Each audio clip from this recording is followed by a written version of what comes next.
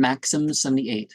A padshah is to remove oppressors, the police, murderers, and the qazi, to hear complaints about thieves, but to two enemies willing to agree to what is right will not apply to him.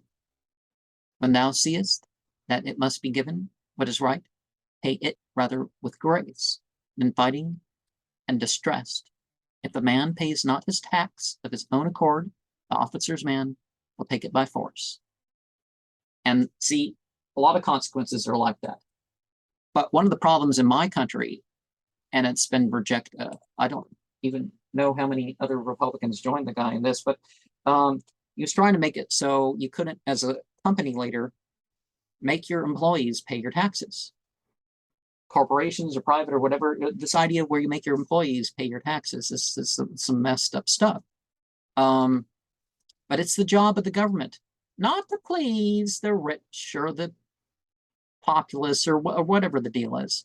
It's to do what's right, to remove oppression, to prevent or deal with the aggression that finds itself popping up in society.